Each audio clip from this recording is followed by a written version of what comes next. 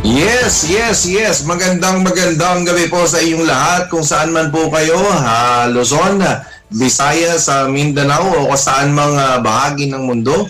Sana po kayo ay naabot ng kapayapaan at kaunlaran dito sa ating programang Usapang Pangkapayapaan, Usapang Pangkaunlaran Pilipinas, APA Pilipinas sa DWIZ. Sa ngalan siyempre ni Kuya Andy Vital at ni General Jerry Samudio, kanyang taong bahay, Emil Carrion. Nako, nasa magandang lugar tayo ng Cebu. At dito sa Cebu, napakaganda ng development na talaga namang nakakatulong sa ating kapayapaan at kaunlaran. Kaya naman tuloy-tuloy po tayo sa ating programa at ating pinapasalamatan ng lahat ng mga nakaagapay natin sa broadcast na to dito sa Cebu Station ng DWIZ. Maya-maya babanggitin ko yung mga matitikas na nandito sa DWIZ. At syempre, bago natin ipagpatuloy, acknowledge muna natin ang mga kasamahan natin sa studio. Nandiyan na po ba ang ating mga partner na generals?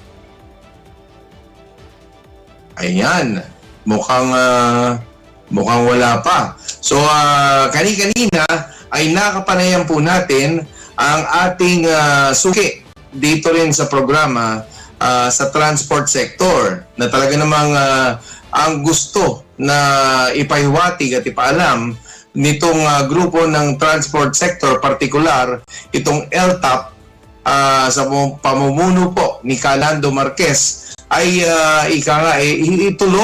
ituloy ang ating kaunlaran at kapayapaan sa hanay ng mga taga-transport sector. Kaya sabi niya, nakapanayan po natin siya kanina at meron siyang 3 bagay na gustong iparating at iparinig, malaman ng ating mga kababayan para mas suportahan ang advokasya ng pamahalaan para sa kapayapaan at kaunlaran. At narito po ang ating panayam kay Calando Marquez. Okay, Calando, magandang gabi po at welcome po sa ating programang Up Pilipinas sa DWIZ. Sir, itatanong ko lang po sa inyong hanay ng mga transport sector sa LTAP partikular, ano po ang inyong stand dito sa excise tax ng gobyerno? Kami, Sir Emil, magandang gabi sa ating mga lahat na nakikinig at nanonood, ay kami ay lubos na nagpapasalamat sa ating Pangulo dahil kung yung excise tax ang bigyan ng Kongreso at Senado ng suspension at ito ay matuloy na maibigay sa amin, ay talagang napakalaking bagay. Kaya mas gusto namin yon. Unang-una, hindi lang kaming mga tsuper lang ang makikinabang, kundi buong sambayan ng Pilipino ay makikinabang dito dahil crisis nga. Di ba? Yun yung aming deklarasyon.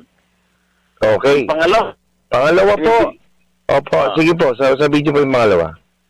Yung pangalawa, Sir Emil, ay yung problema namin kasi na napakabigat sa problema number 1, yung napakatalamak, napakarami na kolorom.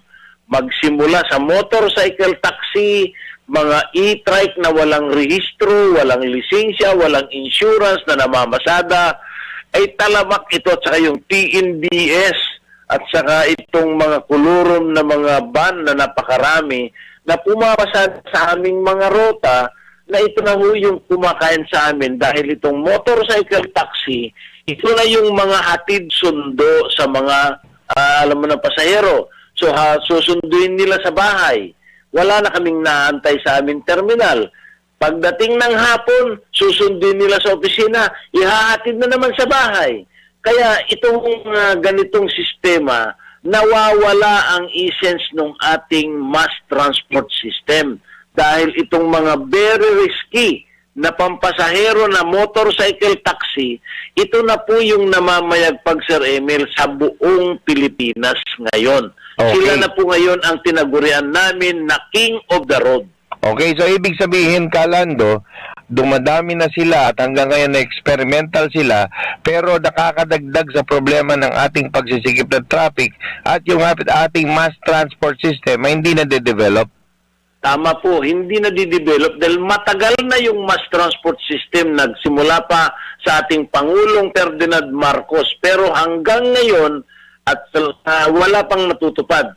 Kaya yung pong experimental na parprangkisa ng 60,000 unit na motorcycle taxi sa Metro Manila, hindi na lang kasi sa Metro Manila itong motorcycle taxi, buong Pilipinas na po. Mahigit na po 1 milyon sa aming estimate ang pumapasada na motorcycle taxi. Metro Manila pa lang, Region 3 and Region 4. So kung buong Pilipinas yan, baka abutin na siguro ng mga 3 milyon Okay, na motorcycle taxi. okay, Kalando, pangatlong tanong bago ang inyong mensahe.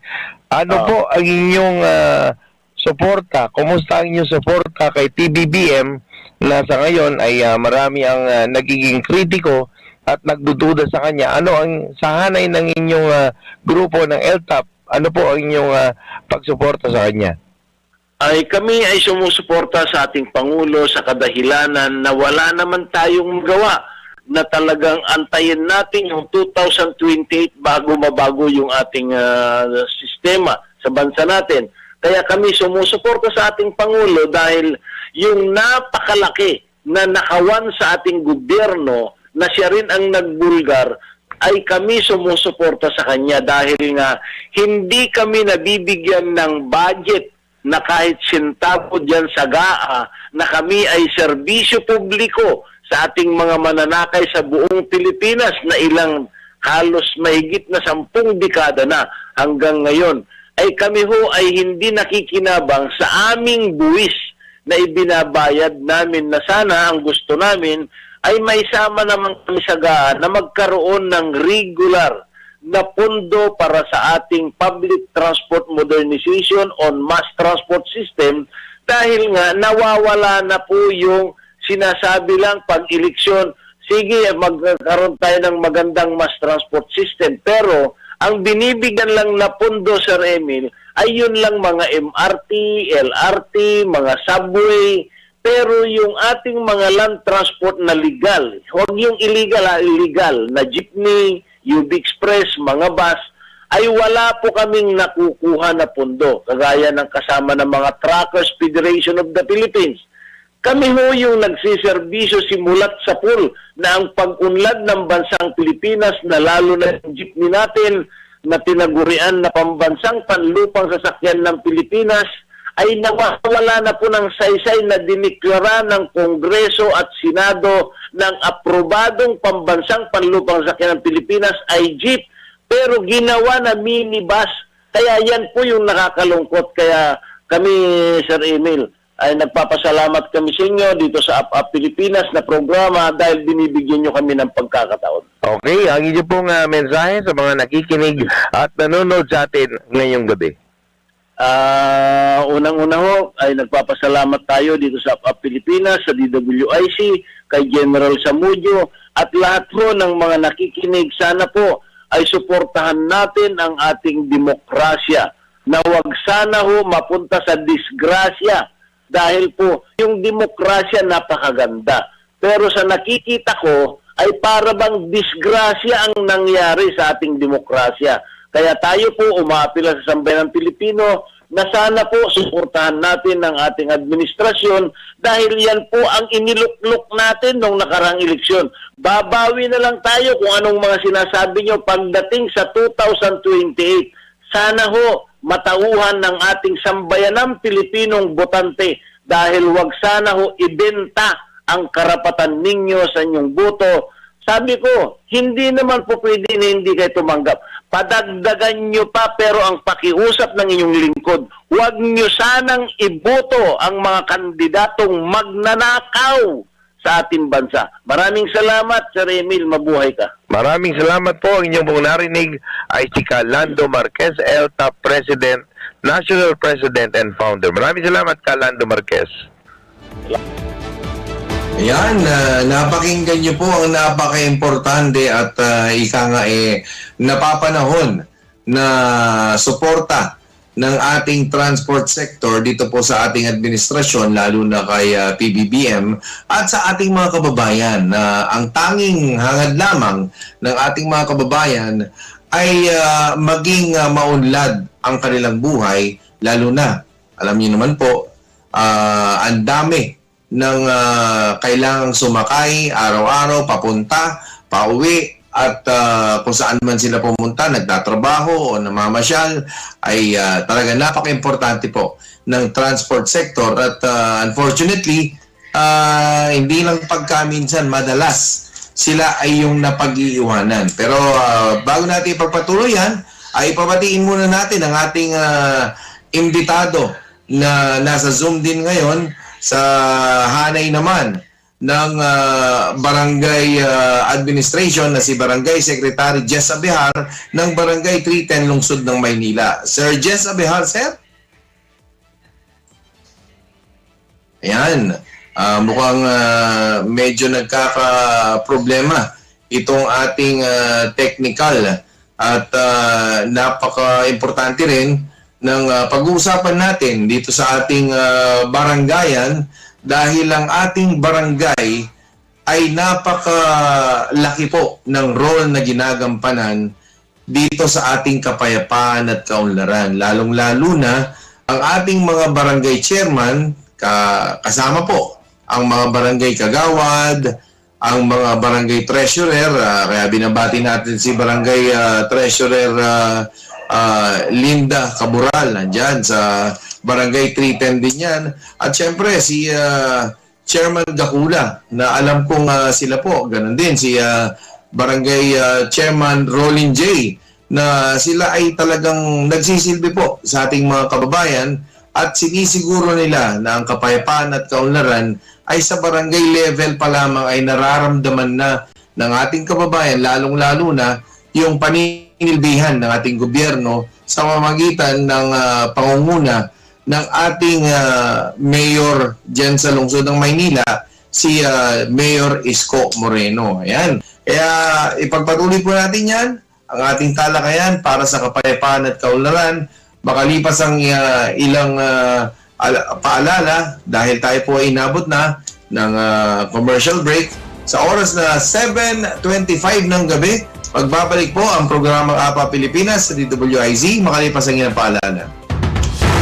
Ang detalye ng balita ay hati ni Patrol 13 Gilbert Perdez. Ipinagtanggol ng Malacanang si Pangulong Ferdinand Marcos Jr. mula sa puna at banat ng ilang kongresista matapos lumusot sa komite sa Kamara ang panukalang Anti-Political Dynasty Bill. Kinwestiyon ni Palace Press Officer Undersecretary Claire Castro ang tila paninisi daw ni Congressman Egay Arice sa Pangulo kung bakit may pasang bersyon ng panukalang batas na hindi raw sinasangayunan ng ilan sa kanyang mga kasamahan. Pinayaw ni Castro sa Arice na gawin ang kanyang trabaho bilang mambabatas na makipagdebate at ilabas ang kanyang talino para may sulong kung anumang bersyon ng bill ang nais niyang maipasa sa Kongreso. Tila nawiwilian niya si Arice na isisi sa Pangulo lahat ng kasalanan ng mundo, kaya bakit hindi na lang daw siya tumutok sa kanyang trabaho na magbalangkas ng mga batas na nais niyang maipasa. Patrol 13 Gilbert Perdez para sa hindi lang matalawas, DWIZ nagbabalita ng tama, naglilingkod ng tama. DWIZ News Catch Up. News Catch Up. Samantala, diskusyon sa plenaryo. Naging mainit kasunod ng privilege speech ni Congressman Edgar Erice sa pagkakatanggal sa kanyang posisyon. Ang detalye ng balita ay hatid ni Patrol 30 Jelly Mendez. Naging mainit ang diskusyon sa plenaryo ng Kamara dahil sa bigat ng akusasyon ni Caloocan City Representative Edgar Erice laban yon kay House Majority Leader Sandro Marcos. Kasunod dito na pagkakaalis ni Erice bilang House Senior Deputy Minority Leader dahil sa mga binitawan nitong pahayag laban sa isinusulong na Anti-Political Dynasty Bill. Sa kanyang privilege speech, sinabi ni Erice na walang rason ang pagkakatanggal sa kanyang posisyon at isiniwalat rin ni Erice ang kumanay pagsita sa kanya ni Representative Marcos na nagsabing inaatake mo ang aking ama. Nilinaw ni Erice na posibleng ang dahilan ng kanyang pagkakatanggal sa posisyon ay dahil sa patuloy na kritisismo niya sa administrasyong Marcos. Naniniwala si Erice na tali ang kamay ni Minority Leader Marcelino Libanan pero hindi siya bitter sa pag-alisan niya sa kanyang posisyon dahil isa niyang karangalan na mapalitan ni mamamayang Liberal Party ni Representative Leila de Lima. Ayon kay Erice, ang panukalang batas na pangunahing nakabatay sa bersyong inihain ni Speaker Bogie D. at ni Marcos ay isang pro-political dynasty na hakbang. Iginita niya na nakagapusan niya ang kamay ni House Minority Leader Nonoy Libanan kaugnay ng kanyang pagtanggal at pinahiwatig na hindi tumatanggap ng kritisismo ang pamunuan ng Kamara. Ito si Patrol 30, Jelly Mendez sa buulap para sa hindi lang may taubang lakas sa DWIZ. Nagbabalikan ng tama, naglilingkod ng tama. DWIZ News Catch Up. News Catch Up. Samantala, itinurn over ng Philippine Charity Sweepstakes Office ang ilang mobility aids, medical devices at rescue equipment para sa Lone District ng Santa Rosa City, Laguna noong Pebrero 20. Naganap sa PCSO Main Office sa Mandaluyong City, formal na inaabot ni PCSO Corporate Planning Department Manager, Attorney Annalisa Inchon, ang 50 wheelchairs, 30 nebulizers, 50 walkers, 100 canes, at 30 stretchers kay Political Affairs Officer Dominic Jana Villanueva ng Office of the Representative Roy Gonzales. Ipapamahagi naman ang mga medical equipment sa indigent residents ng distrito, kabilang ang mga individual na may medical na pangailangan, persons with disabilities at mga senior citizens.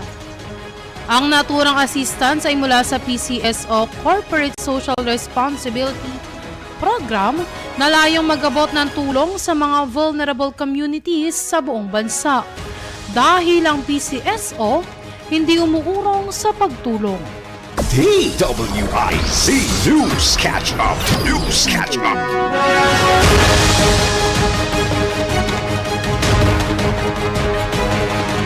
At yan ang mga tamang balita sa mga oras na ito. Mag-follow at subscribe sa lahat ng DWIZ News digital accounts, Facebook, Instagram, YouTube, TikTok, X, DWIZ News App at DWIZ News website. Ako po si Daniela de Guzman, nagbabalita ng tama, naglilingkod ng tama. Oras-oras nagbabalita ng tama, naglilingkod ng tama. DWIZ News Catch Up. News Catch Up.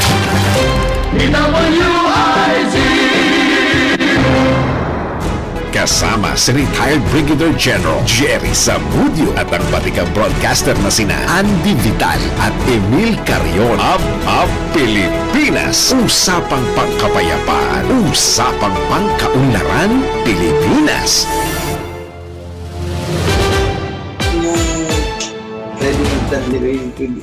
Nagbabalik at nagpapatuloy po ang programa nga pa Pilipinas sa DWIZ. Sa kanan pa rin ni Kuya Andy Vital at ni General Jerry Zamudio, kayong taong bahay, Emil Carrion.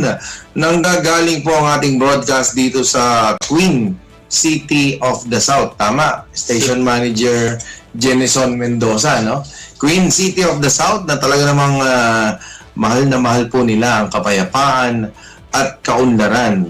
Pero nandito tayo ngayon dahil na-tiyempo na meron po tayong nilalakad dito na sahanay pa rin po at nauugnay pa rin sa kapayapaan at kaunlaran. Sana nandyan na po ang ating mga partner, palaging partner natin tuwing araw ng Miyerkules, ang mga matitikas na general.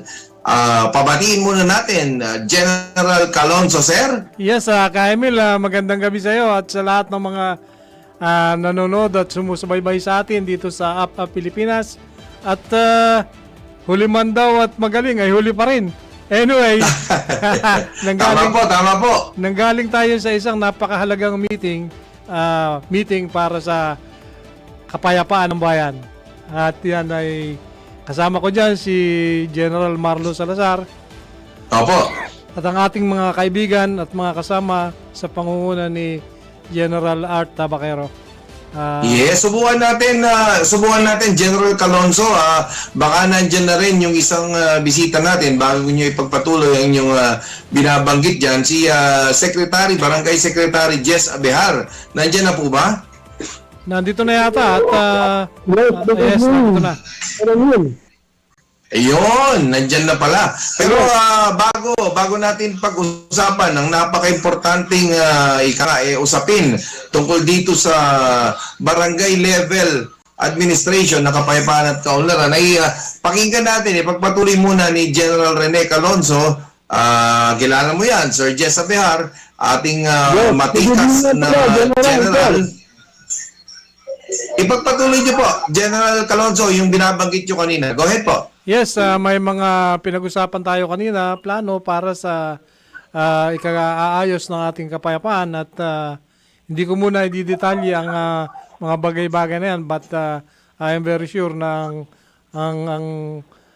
ang layunin ng grupong ito ay magkaroon ng isang maayos na kalalagayan dito sa ating bayan.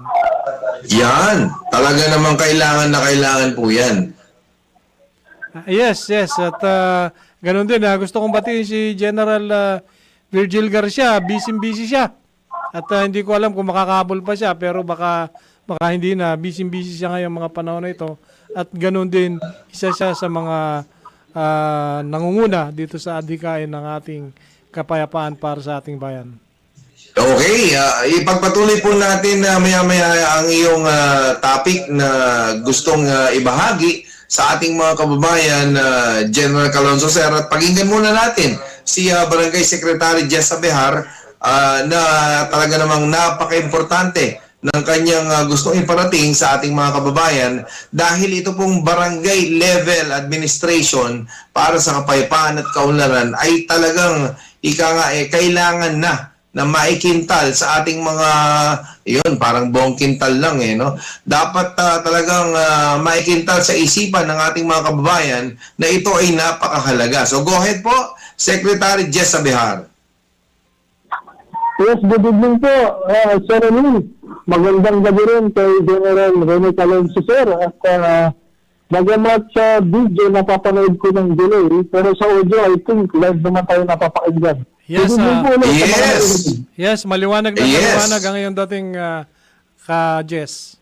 Opo, Sir Jess, yung video, hinaan nyo yung audio kasi kung hindi, malilito kayo. Dito na lang kayo sa cellphone na makinig dahil siguradong yan, sakto yung pasok ng audio. Anyway, kumusta po ang inyong adhikain ngayon na alam ko ay talagang isinusulong nyo itong ating kapayapaan at kaunlaran, ganun din ang kalinisan at kaayusan ng ating mga kababayan on the barangay level. Kumusta po ang inyong advokasya?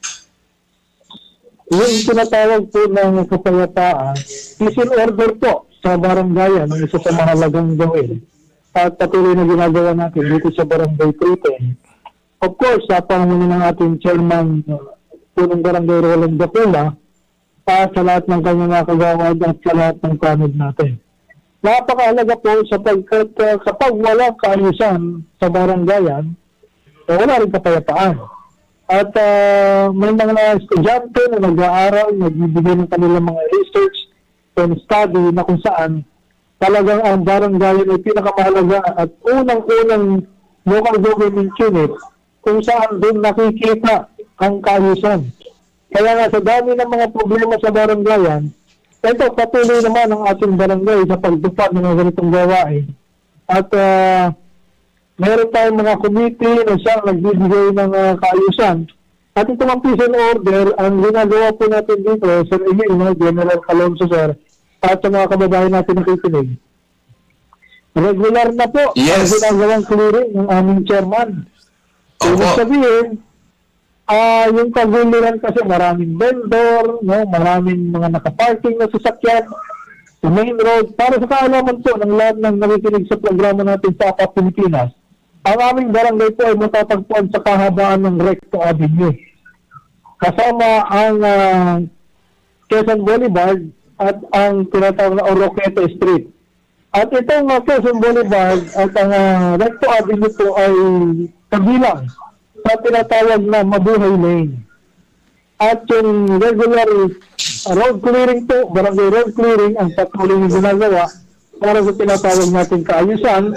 At kapayapaan na rin ang mga nanininda rito sapagkat kung wala pong pag-aayos ng clearing, baka pati sila ay nagkakagulong sa kanilang mga produktong inihatid sa mga mananakay, sa mga naglalakad, kayo rin sa aming mga kabarangay. Yes, opo Sir Jess, habang binabanggit niyo po yan, ay parang napipicture out ko yung datingan ng inyong barangay na, well, talaga namang pagkailangan talagang i-maintain, lalo na yung kaayusan, dahil nandami po ng inyong population. Kumusta po ang inyong maintenance ng peace and order, lalo na sa usapin na crowded nga ang inyong lugar? Go ahead po. So ngayon, napakarami po natin mga ordinansa na kailangan gawin. Ang problema kasi sa barangay, kaya sinasabi ko yung base sa huling pag-aaral, kasi yung mga estudyante po ng social worker course ng pamantasan ng Lungsod ng Maynila ay nandito mismo sa amin. At sinasagawa ang pag-aaral patungkol sa mga problema ng pambarangayan. Kaya karamihan na nga ngayon, ang problema ay yung tinatawag natin stray dogs. Yung Yes, stray dogs. oo. Kasi pwede siya magdulot ng sakit at karamdaman sa mga tinatawag mga poop o yung mga dumi nito. At siyempre, pag nakangagat ng tao, delikado sa rabies at pag-aaway na magkapit-bahay. So isa yan po sa problema ng barangay na binibigyan na ng pansin. At sana naman, magkaroon ng ugnayan at collaboration between the community and of course between the public service na ginagawa ng barangay natin. Yes, Sir Jess, kung titingnan at first glance, parang napakaliit, napaka-minuscule ng barangay para maging relevant dito sa national na pinag-uusapan natin na kapayapaan at kaunlaran. Pero meron palang napaka-importanting role ang barangay. Halimbawa na lang, kahit maging template lang ng magandang practices ang Barangay 310, dito lamang panimula pa lang sa Zone 3 ng lungsod ng Maynila at dahan-dahan ay mag-replicate ito sa iba't ibang bahagi ng ating bayan. Pwede po ba ito para naman magkaroon ng mas malawak na peace and development? Well, number one, yung competency po, yung effective leadership ay kailangan magawa at may sa katuparan ng namumuno dito sa atin. At ito po ay isang hamon sa amin sapagkat ang aming barangay ay pangatlo sa pinakamalaking populasyon, pangatlo sa pinakamalaking geographical areas of concern sa Maynila. Kaya napakahalaga yung kolaborasyon. Parang yung nangyayari sa atin, no?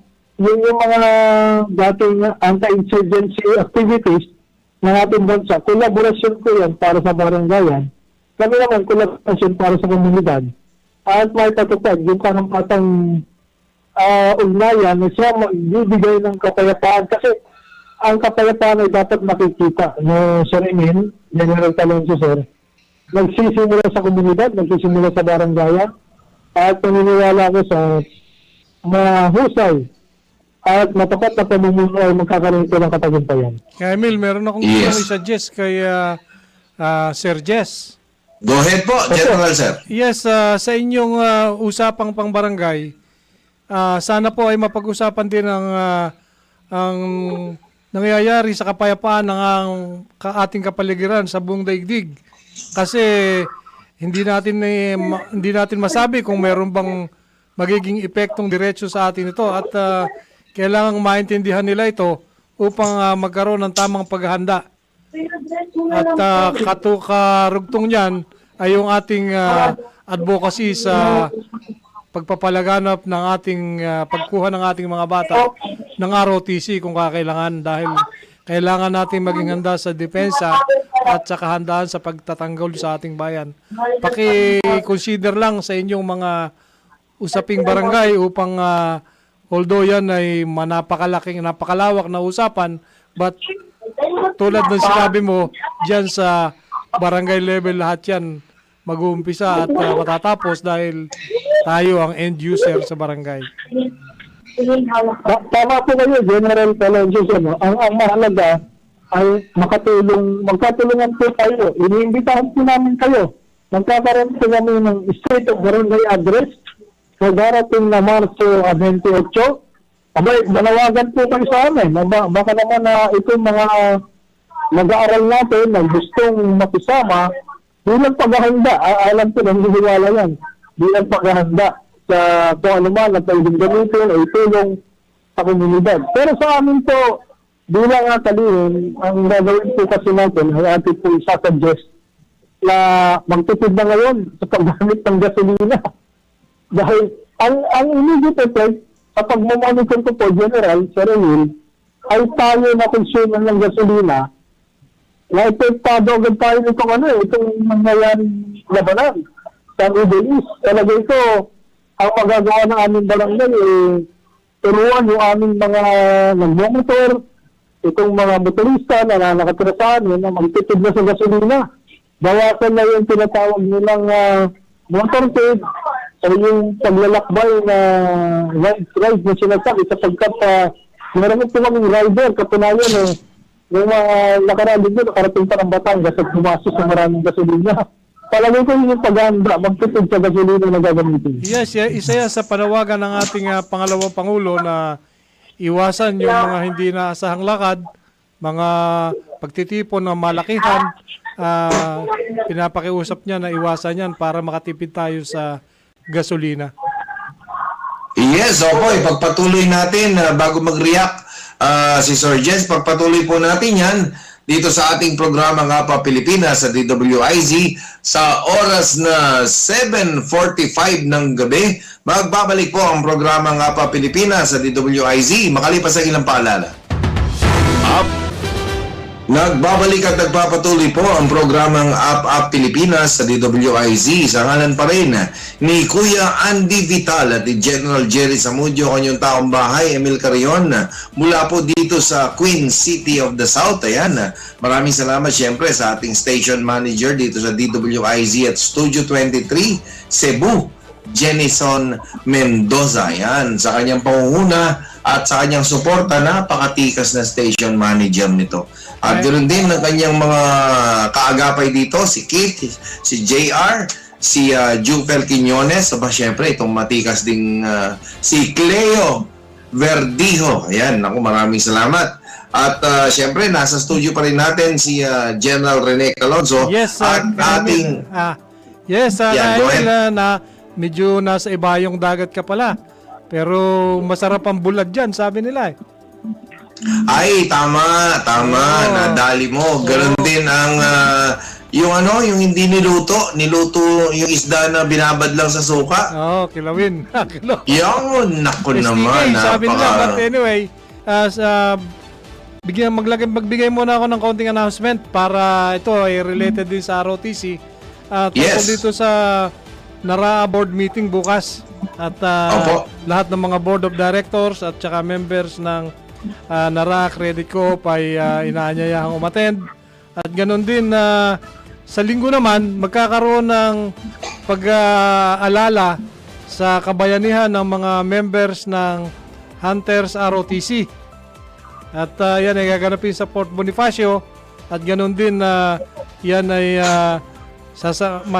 makasali dyan ang fancy drill competition ng national ng ROTC ng NCR ng National Capital Region. At ito ay sa pangunguna ng NCR RCDG ng RESCOM dito sa Manila. Gayon din batiin ko ang nagdiriwang ng karawan, si Brother General Rowen Tolentino at si Brother General Efren Baluyot. Nagdiriwang sila ng kanilang birthday at kala ko may tugtog but anyway, ganun din si Ma'am Maluong ng Valley View Royal Seniors Association. Nagdiriwang din siya ng birthday ngayon. Happy birthday! Ayun! Thank you very much! Happy birthday! At magkakaroon din ng reunion ng class ng 1970 ng Abulalas Elementary School sa linggo sa 8 ng Marso. At mag-o-open din ng senior managers class ng Valiant Security Agency sa March 9. Gusto kong batiin si Ma'am Alexa na nagdiwang din ng kanyang birthday. At syempre, sa napakaganda at napakabait na CEO dyan, si Ma'am Vicky Ballesteros. At sige, balikan natin si Kuan. Sir Jess. Sir Jess, at tulad ng sinasabi ko kanina, napaka-importante na magkaroon ng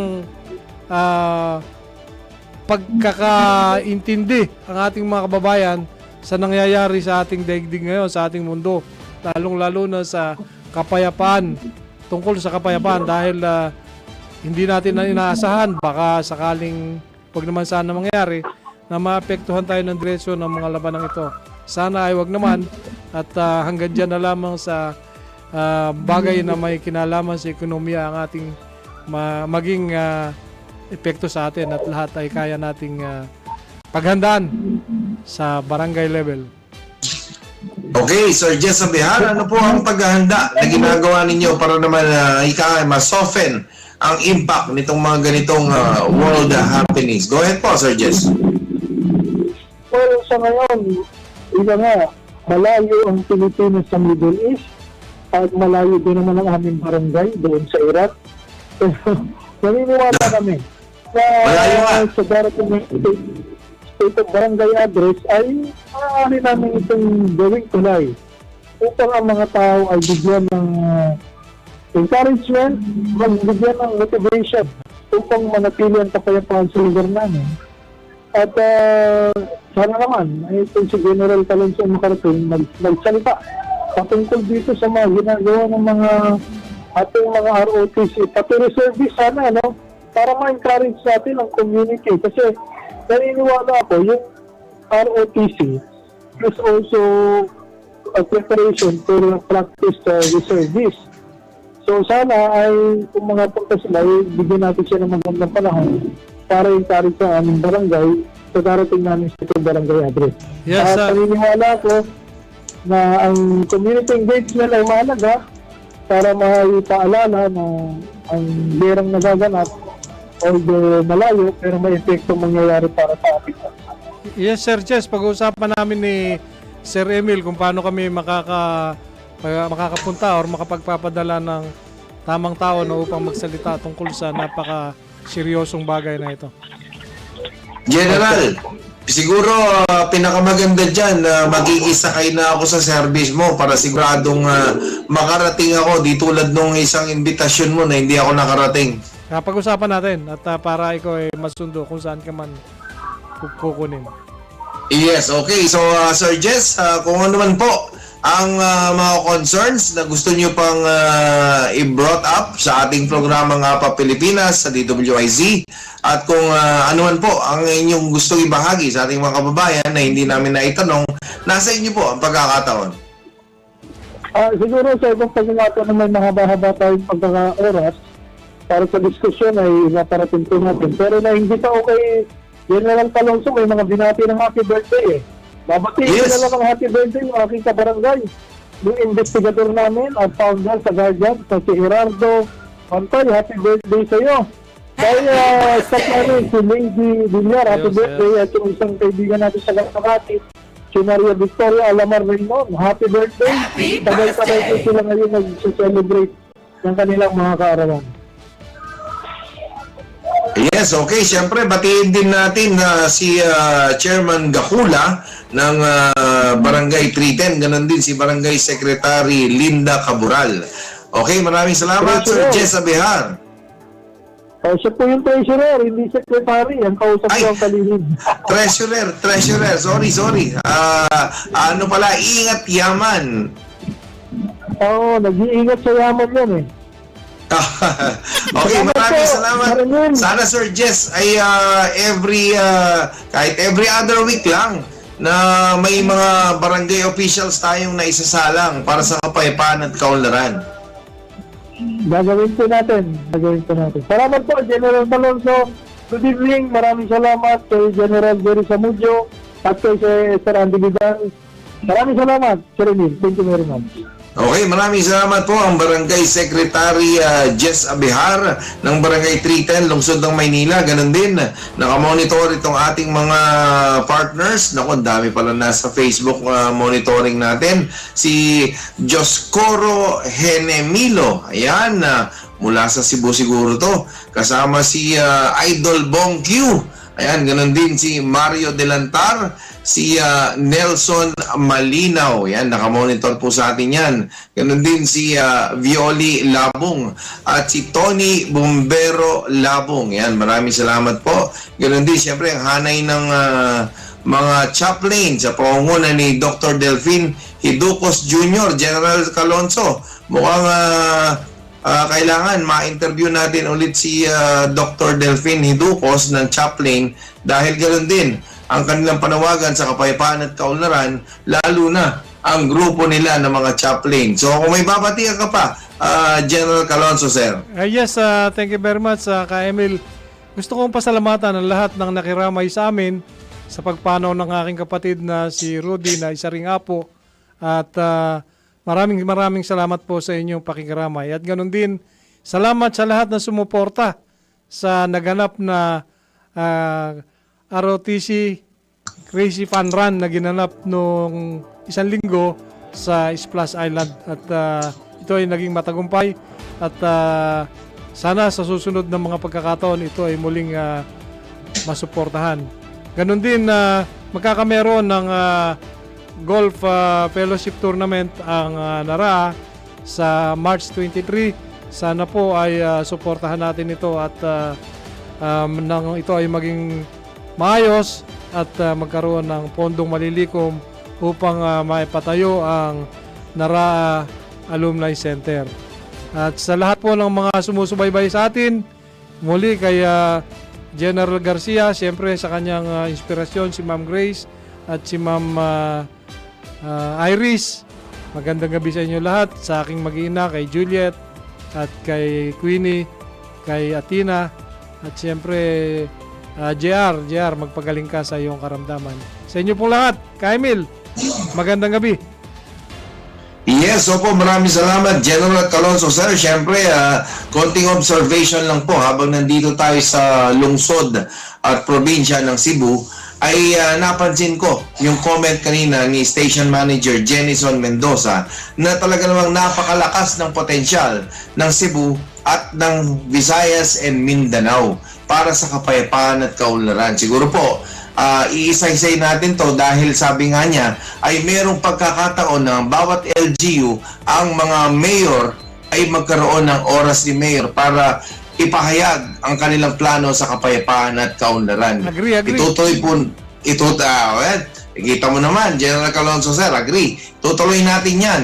At syempre, sa ngalan pa rin, syempre ng ating President CEO na si Dean Edgar Cabangon, at sa ngalan po ni Kuya Andy Vital, ni General Jerry Samudio, Parikoy, ako naman po, ang palagi po sinasabi pag ako'y nagpapaalam, mahalin natin ang Pilipinas, walang ibang magmamahal kung di tayong mga Pilipino. Ako po, si Emil Carion. Susunod na ang programang News Scoop.